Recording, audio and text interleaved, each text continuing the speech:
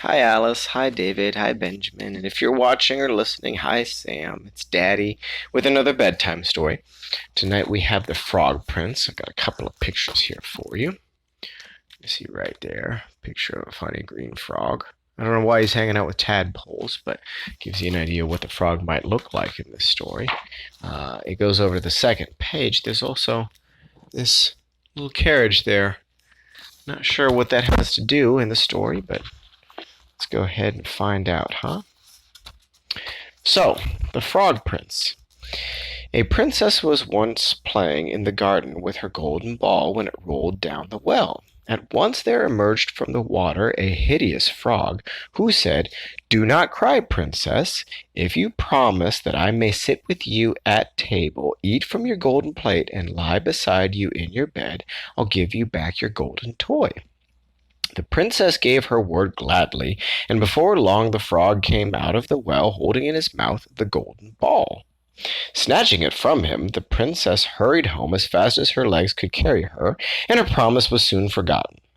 That evening the king held a great feast for some honored guests. When the royal banquet was at its merriest, a faint tapping was heard at the door. A strange voice croaked, "Princess, you have given your word.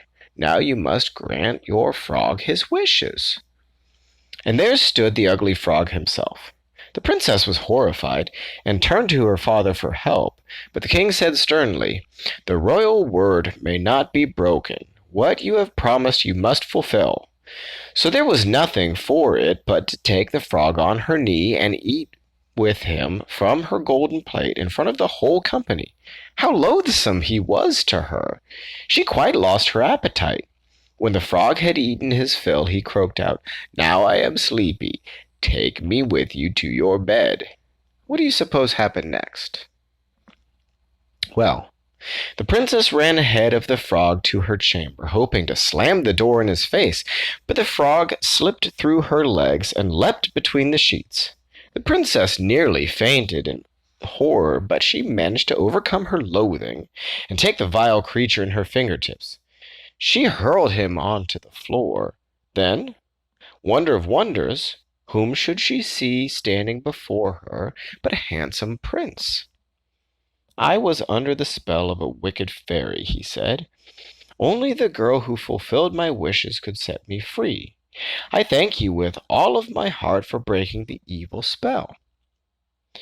The stars had grown pale in the sky before the joyful princess had heard the end of the Frog Prince's tale. No sooner had dawn broken than the sound of a carriage was heard beneath the chamber window. "My faithful servant Henry," cried the prince joyously. "He shall drive us to my palace, where you shall become my wife." The princess and her father willingly agreed, but the carriage had scarcely set off when a terrible crack was heard. "Henry, a wheel is breaking," called out the prince.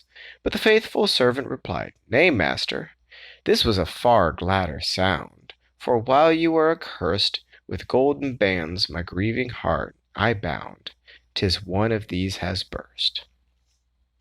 And before the prince's carriage reached his palace, all the remaining hoops which bound the faithful Henry's heart had cracked with sheer joy at his master's return. The end.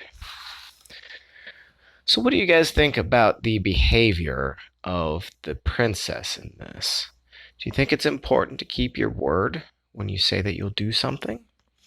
Do you think it's important to be kind to all people and all things?